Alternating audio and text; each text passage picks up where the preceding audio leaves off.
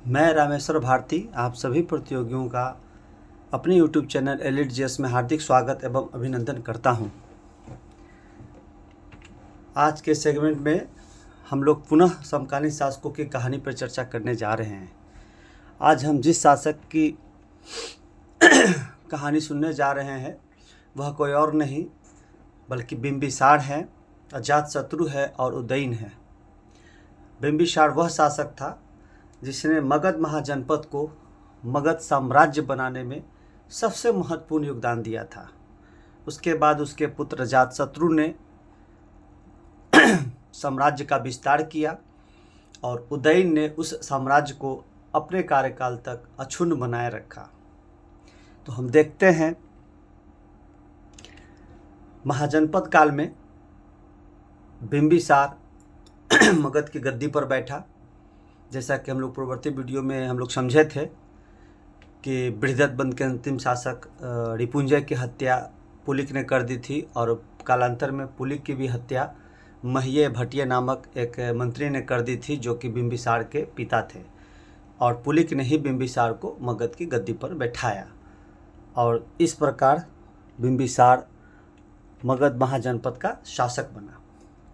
तो महीय भट्टिय ने 544 ईसा पूर्व में अपने पुत्र बिंबिसार, जो कि मात्र 15 वर्ष की आयु ही थी उनकी, को मगध महाजनपद की गद्दी पर बैठा दिया, अर्थात उसे शासक बना दिया। बिंबिसार ने 52 वर्षों तक, लगभग 493 ईसा पूर्व तक मगध महाजनपद पर शासन किया, मगध साम्राज्य पर शासन किया। बिंबिसार एक साम्राज्यवादी प्रवृत्ति का शासक था, अर्थात वह केवल अपने महाजनपद तक ही सीमित नहीं रहना चाहता था। वह चाहता था कि मगध महाजनपद को अन्य महाजनपदों की तुलना में सबसे शक्तिशाली बना दे।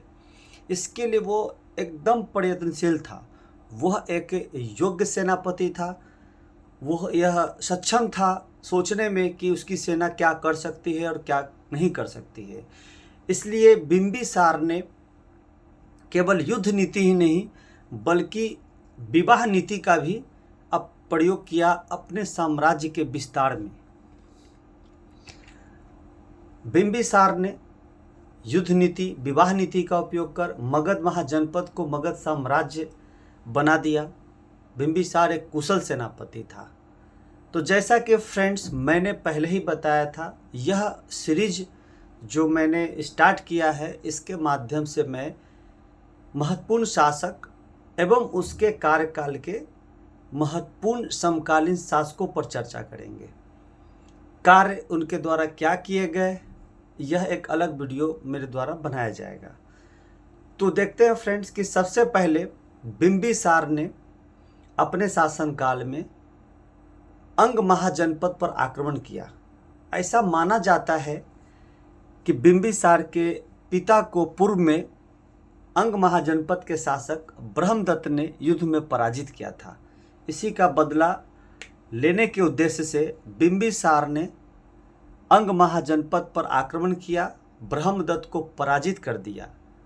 और पराजित ही नहीं किया बल्कि अंग महाजनपद का विलय मगध में कर लिया। इस प्रकार मगध साम्राज्य का विस्तार अब बंगाल की खाड़ी तक हो गया। इसके पीछे आर्थिक कारण भी था। सामरिक दृष्टि से अंग महाजनपद बहुत ही महत्वपूर्ण था। इसके अंतर्गत बंगाल की खाड़ी के क्षेत्र भी आते थे। अतः बिंबिसार ने अंग महाजनपद को अपने साम्राज्य में मिला लिया, ब्रह्मदत्त को पराजित करके। चेटक, वैशाली, बज्जी महाजनपद। बिंबिसार यह जानता था कि वह चेटक को पराजित नहीं कर सकता, बज्जी महाजनपद पर विजय हासिल नहीं कर सकता है, क्योंकि बहुत ही मजबूत एक महाजनपद था। इसमें गणतंत्र व्यवस्था थी, सभी लोग मिलकर एकजुट थे, इसीलिए इतना आसान नहीं था बिंबिसार के लिए। अतः बिंबिसार ने यहाँ पर विवाह नीति का इस्तेमाल किया। उन्होंने चेटक की पुत्री चेलन्ना से विवाह कर बज्जी महाजनपद से अपने संबंध मजबूत कर लिए। मतलब ये सुनिश्चित कर लिया बिंबिसार ने कि अब बज्जी संघ से बज्जी महाजनपद से मगध महाजनपद को, मगध साम्राज्य को कोई खतरा नहीं है।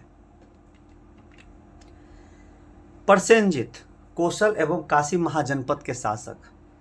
कोसल महाजनपद अलग महाजनपद था, काशी महाजनपद अलग महाजनपद था, परंतु बिंबिसार ने कोसल नरेश प्रसेनजित की बहन महाकोसला से विवाह कर काशी महाजनपद को दहेज में प्राप्त कर लिया। उस समय कोसल महाजनपद का ही काशी महाजनपद पर आधिपत्य था। इस प्रकार बिंबिसार ने कोसल महाजनपद पर भी अप्रत्यक्ष रूप से नियंत्रण स्थापित कर लिया। मध्य देश या जनपद जो आधुनिक पंजाब में स्थित था के राजकुमारी क्षेमा से भी विवाह कर मध्य देश के साथ मित्रता स्थापित की। फ्रेंड्स, मैंने बहुत ही ज़्यादा इस पर अध्ययन किया। मध्य देश का तत्कालीन शासक कौन था, इसका कहीं भी उल्लेख मुझे प्राप्त नहीं हुआ, इसके लिए मैं क्षमा चाहता हूँ। चंड प्रद्योत अवंती महाजनपद के शासक। बिंबिसार और चंड प्रद्योत के साथ युद्ध किया, दोनों ने एक दूसरे के साथ युद्ध किया, परंतु युद्ध में कोई भी निर्णय नहीं निकल पाया, अर्थात इसमें कोई भी पक्ष विजय नहीं हुआ। अंततः बिंबिसार ने चंड प्रद्योत के साथ मित्रता कर ली।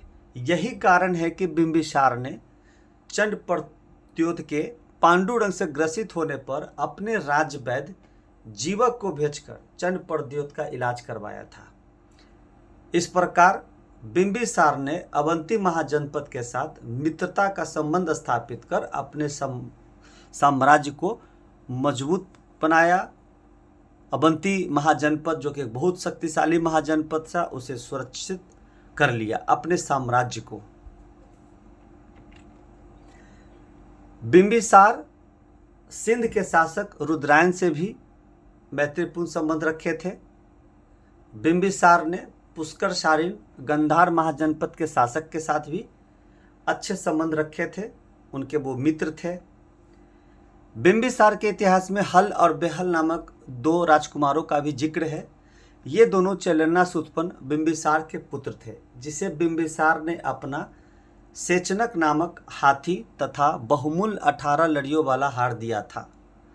फ्रेंड्स, यही हल और बेहल दो राजकुमार थे जिनसे हाथी और ये बहुमूल्य हार प्राप्त करने के लिए अजातशत्रु ने जो है कालांतर में बज्जी महाजनपद के साथ युद्ध किया था। भगवान गौतम बुद्ध एवं भगवान महावीर भी बिंबिसार के समकालीन थे। दोनों को बिंबिसार ने संरक्षण प्रदान किया था। बिंबिसार बौद्ध धर्म एवं जैन धर्म दोनों का सम्मान करता था। प्रारंभ में वो बौद्ध धर्म के ही केवल अनुयायी थे, परंतु पत्नी चेलेन्ना के प्रभाव में आकर उन्होंने जैन धर्म को भी संरक्षण प्रदान किया। बिंबिसार ने अपनी राजधानी गिरिब्रज में बनाया था। उदयन एक शासक जो कि अजातशत्रु के पुत्र उदयन से भिन्न थे। उदयन वत्स नरेश थे। ये वत्स महाजनपद पर इनका शासन था। ऐसा माना जाता है कि वत्स नरेश उदयन को जो है भगवान गौतम बुद्ध के समकालीन थे। तो इस प्रकार हम कह सकते हैं कि उदयन जो वत्स नरेश थे बिंबिसार के भी समकालीन थे। इस प्रकार 52 वर्षों तक बिंबिसार जो है मगध साम्राज्य पर शासन स्थापित किया और अपने शासन काल में मगध का साम्राज्य का विस्तार बंगाल की खाड़ी से लेकर काशी तक कर लिया था। अब आया अजातशत्रु की बारी। ये बिंबिसार के ही पुत्र थे।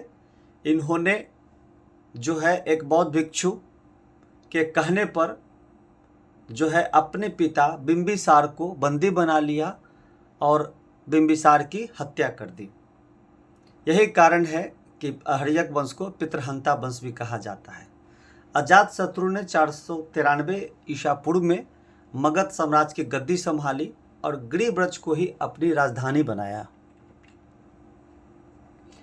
प्रसेनजित कौशल नरेश बिंबिसार की हत्या करने के कारण जो है करने के उपरांत बिंबिसार की पत्नी महाकोसला ने आत्महत्या कर ली। मतलब वो भी दुखी में आकर मतलब जो अपने पति के मृत्यु के उपरांत शोक में आकर सुसाइड कर लिया या उनकी भी मृत्यु हो गई। इससे काशी नरेश प्रसेनजीत काफ़ी नाराज हुए और उन्होंने काशी महाजनपद पर फिर से नियंत्रण स्थापित कर लिया। परंतु अजातशत्रु ने कौशल के साथ युद्ध किया। युद्ध में ये जो है मतलब जो है पराजित कर दिया प्रसेनजीत को और काशी वापस ले लिया। अजातशत्रु ने युद्ध के बाद संधि के तहत प्रसेनजीत की पुत्री वजीरा से विवाह किया और इस प्रकार फिर से अजातशत्रु का कौशल महाजनपद पर अप्रत्यक्ष रूप से नियंत्रण स्थापित हो गया। चेटक, जैसा कि आपने देखा था कि बिंबिसार के ये समकालीन थे, तो अजातशत्रु के काल में भी चेटक ही बज्जी महाजनपद के नेता थे और रिश्ते में अजातशत्रु के ये नाना हुए। तो मैंने फ्रेंड्स बताया था हल और बेहल से इन्होंने हाथी और जेवरात की मांग की थी, परंतु वो इनकार कर दिए और वो गरीब रथ छोड़कर वैशाली चले गए। इससे नाराज होकर अजातशत्रु ने चेटक को यह धमकी दिया कि वो वापस कर दे और उन्हें मेरे हवाले कर दे। चेटक चूँकि उनके नाना थे, उन्होंने इससे इनकार कर दिया। अंत में अजातशत्रु को एक मौका चाहिए था, तो इन्होंने बज्जी महाजनपद पर आक्रमण किया, बज्जी महाजनपद के साथ युद्ध किया। तो ऐसा माना जाता कि अजातशत्रु ने कई बार आक्रमण किए बज्जी महाजनपद पर, परंतु वो विजय हासिल नहीं कर पा रहे थे क्योंकि बज्जी महाजनपद काफ़ी शक्तिशाली और मजबूत और एकीकृत था, यूनाइटेड था। तो अजातशत्रु ने कालांतर में अपने मंत्री बशकार, जिसको बरस्कार भी कहा जाता है, कि रणनीति से मतलब चेटक वैशाली को पराजित कर दिया। इस प्रकार पराजित करते हुए बज्जी महाजनपद का विलय मगध साम्राज्य में कर लिया। तो इस प्रकार अजातशत्रु ने जो है कि अपने पिता द्वारा दिए गए साम्राज्य का और विस्तार कर दिया। अंग महाजनपद तो इसके अंतर्गत पहले से ही थे इसके साम्राज्य में। बज्जी महाजनपद के भी क्षेत्र पूरा आ गया इनके पास और पूर्वी यूपी का काशी का क्षेत्र तो था ही और अप्रत्यक्ष रूप से कौशल पर भी इनका नियंत्रण था। इस युद्ध में एक गुप्त हथियारों का प्रयोग किया गया था अजातशत्रु के द्वारा, रथ, मूसल एवं शिलाकंटक। भगवान गौतम बुद्ध एवं भगवान महावीर अजातशत्रु के भी समकालीन थे। अजातशत्रु ने भी दोनों को संरक्षण प्रदान किया था, परंतु अजातशत्रु बौद्ध धर्म के अनुयायी थे। उज्जैन, अजातशत्रु ने 32 वर्षों तक शासन किया। तत्पश्चात उसके पुत्र उज्जैन ने 461 ईसा पूर्व में अजातशत्रु की हत्या कर स्वयं को मगध का शासक घोषित किया। तो देखा फ्रेंड्स कि अजातशत्रु ने भी बिंबिसार की हत्या कर दी थी और उज्जैन ने भी अजातशत्रु की हत्या कर दी थी। उज्जैन ने अपनी राजधानी पाटलिपुत्र को बनाया। इसके पीछे कारण था कि अजातशत्रु के काल में बार बार सैनिकों को गरीबरथ से पटना आना पड़ता था, पाटलिपुत्र आना पड़ता था और फिर वैशाली पर आक्रमण करने के लिए जाना पड़ता था। तो उज्जैन ने अपने साम्राज्य को और सुरक्षित बनाने के लिए गंगा और सोन नदियों के संगम पर पाटली ग्राम नगर की स्थापना करते हुए पाटलिपुत्र को ही अपनी राजधानी बनाया था। उज्जैन जैन धर्म का अनुयायी था, काफ़ी व्रत रखता था और एक धार्मिक जीवन जीता था। उज्जैन ने अपने शासनकाल में साम्राज्य का विस्तार तो नहीं किया, परंतु शांतिपूर्ण ढंग से शासन चलाया और अपने पिता के द्वारा, अपने दादा के द्वारा दिए गए साम्राज्य को अक्षुण्ण बनाए रखा। ऐसा कहा जाता है कि अवंती का शासक पालक ने हथियारों को भेजकर, मतलब प्रोफेशनल हत्यारे को भेजकर उज्जैन की हत्या करवा दी थी। छुरा घोंपकर उज्जैन की हत्या की गई थी 444 ईसा पूर्व में। अनिरुद्ध मंडक एवं दर्शक, जिसको नागदर्शक भी कहा जाता है, ये उज्जैन के उत्तराधिकारी थे जिन्होंने बारी बारी से क्रमशः शासन किया था मगध साम्राज्य पर। हर्यक वंश का अंतिम शासक नागदर्शक को माना जाता है, जो कि अत्यंत विलासी और निर्बल था। शिशुनाग अमात्य और सेनापति था नागदर्शक का। नागदर्शक को अपदस्थ कर शिशुनाग ने 412 ईस्वी में स्वयं को मगध का शासक घोषित कर दिया। क्योंकि जनता काफ़ी असंतुष्ट थी, इसका फ़ायदा शिशुनाग ने उठाया और स्वयं को शासक घोषित कर दिया और इस प्रकार हर्यक वंश का अंत हो गया और मगध साम्राज्य पर शिशुनाग वंश का शासन प्रारंभ हो गया। इस प्रकार हमने देखा कि मगध महाजनपद कैसे मगध साम्राज्य बन गया, बिंबिसार ने साम्राज्य का विस्तार कैसे किया, कहाँ कहाँ किया, अजातशत्रु ने कहाँ कहाँ किया, उनके और उदयन ने कैसे साम्राज्य को चलाया और उनके समकालीन शासक कौन थे, इन सब के बारे में हमने विस्तार से समझा। यदि फ्रेंड्स ये हमारा वीडियो पसंद आया हो तो इसे ज़रूर लाइक करें, कमेंट करें, शेयर करें और अब तक मेरे चैनल को सब्सक्राइब नहीं किया है तो ज़रूर सब्सक्राइब करें, बेल आइकन को ज़रूर दबाएं ताकि आपको अगले वीडियो का नोटिफिकेशन आपको मिलता रहे। फ्रेंड्स धन्यवाद।